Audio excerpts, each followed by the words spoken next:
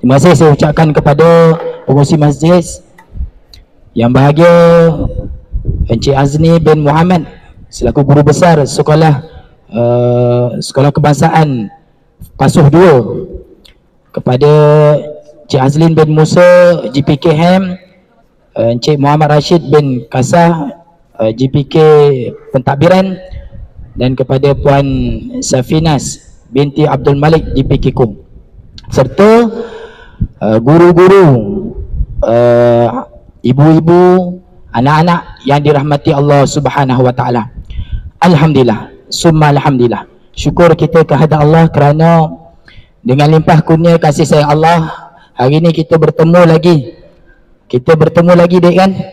Kita bertemu lagi. Dulu kita pernah jumpa sekali, kali ini kita jumpa lagi. Sebab apa? Sebab Allah jumpakan kita. Syukur alhamdulillah. Ada yang akan disebut apa yang kita baca dalam gambar ni? Satu hadiah. Kalau tuan-tuan boleh faham apa gambar kat depan ni, tuan-tuan pemotong rumput. Kita bukan banking tandas. Kita datang sini sebagai murid untuk belajar. Kita faham kita sebagai ibu bapa ada tanggungjawab, tanggungan nak nafkahi dan kita nak menjaga ni. Sebab faham.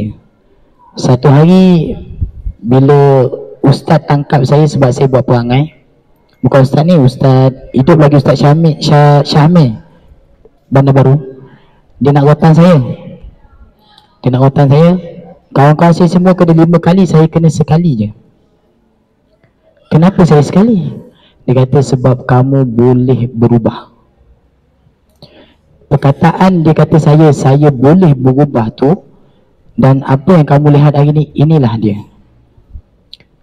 Pertama doa dia, kedua semangat yang dia telah beri. Jadi adik-adik semua boleh jadi orang hebat. Ustaz percaya ni, depan-depan ustaz ni semua boleh jadi orang hebat. Besok yang jadi polis, tentera, peguam, yang jadi businessman, businesswoman, jadi askar, yang sebagainya, semua yang hebat ni semua depan-depan boleh hebat. Boleh insyaAllah? Boleh tak boleh? Boleh tak boleh? Boleh tak dengar sekali yang kuat sekali daripada sekolah kebangsaan Pasuh 2? Boleh tak boleh? Wabillahi taufiq wal hidayah. Wassalamualaikum warahmatullahi taala wabarakatuh.